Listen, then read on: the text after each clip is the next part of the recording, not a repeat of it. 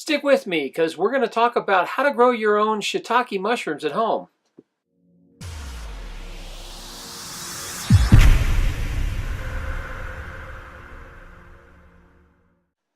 Shiitake mushrooms are one of the more expensive mushrooms to buy, so sometimes it's a little more economical to grow them at home. Fortunately, I ran into John MacLeod, who was teaching a mushroom class at the Porcupine Freedom Festival. And I got a little quick interview with him about home kits that he sells. So I bought one and tried it, and I'll also show you the results I got at the end of this. Hey, John MacLeod of Catskill Fungi. Today we're going to be talking about shiitakes growing on sawdust blocks. So here we have a sawdust. We have sawdust that is being eaten by the root structure of fungi. The root structure of fungi is called mycelium, and this mycelium has spread through that sawdust and is ready to fruit fresh mushrooms. So by taking one of these bags, which you can get at catskillfungi.com, you poke holes in the bag and the shiitake mushrooms will fruit right out of the bag. You could also cut the top off of it and you'll have fresh mushrooms fruiting out the top. And this is something you can keep next to your sink in your house. Just as long as it's out of direct sunlight, you're in good shape. And you keep it moist, maybe spray with a spray bottle every day, every other day, just so the sawdust block doesn't dry out. You'll have fresh mushrooms fruiting in a matter of weeks. And it's really cool to watch them grow from the start and really blow up. It really gives you an appreciation and your family and the kids' appreciation for mushrooms and how they grow.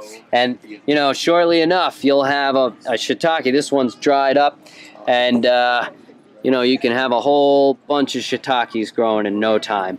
And each block will probably fruit about a pound of fresh mushrooms, which is really great.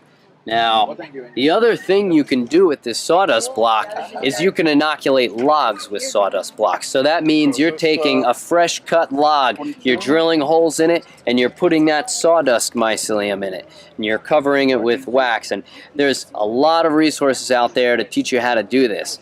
But from there, these logs will fruit fresh mushrooms over a number of years. So you can take a little bit of mycelium and make a lot of mushrooms. And this is very similar to a lot of other mushroom growing as well.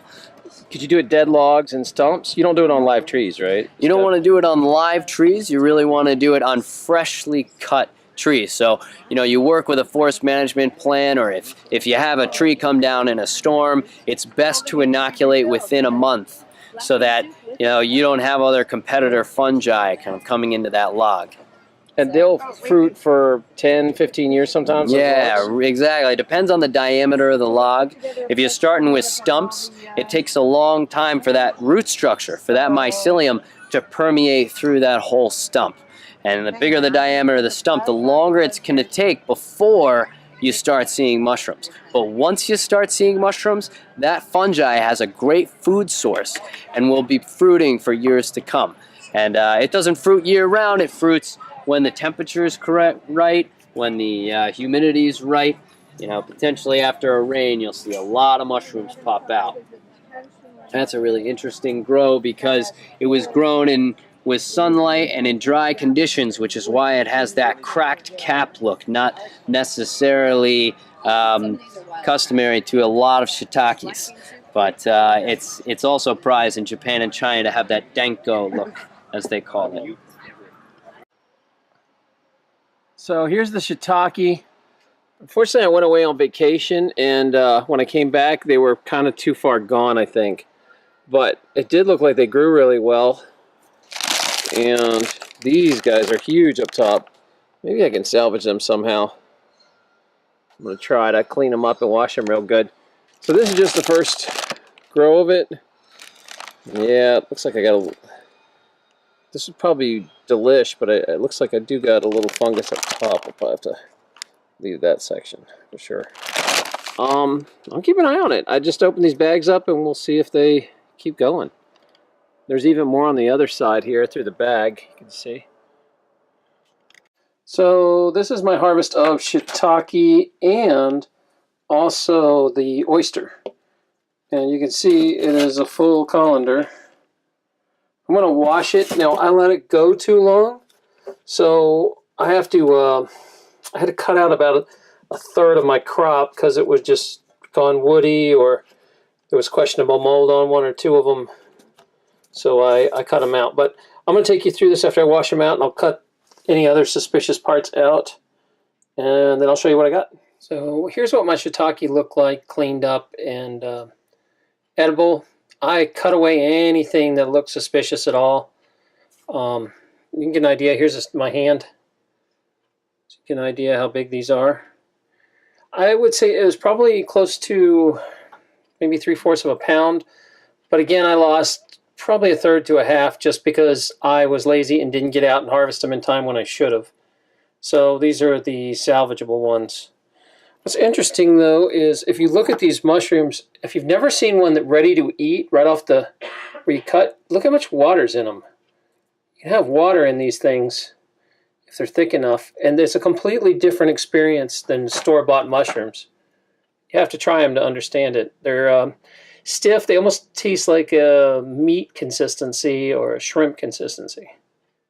Unfortunately, I wasn't as on top of this as I should have been, so I missed some of the mushrooms. So I can't really count what I got as a full yield. I'm guessing it would be somewhere about 1.5 pounds to 2 pounds. I managed to get almost 1.5 pounds of salvageable ones that hadn't gone on too late.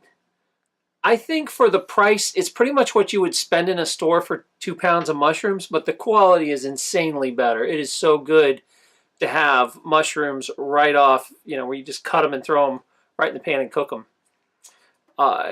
Definitely worth it. Also just fun to do if you have kids and you want to teach them about how mushrooms work. It's just fun to grow mushrooms. So I would definitely pick some up if you're thinking about doing it. The taste is incredible, especially if you're like a snobby chef kind of person. You'd probably really like the difference between fresh mushrooms and store-bought. Don't forget, if you haven't subscribed yet, please subscribe to my channel. Also, give this a thumbs up, a like, a share, or if you have something to add, remember to comment below. Thanks. Also, don't forget to stop by terranlupo.com. I have up videos that you can't see anywhere else. Currently, I have one on carnivorous plants and also how to make your own mead. All you have to do is go over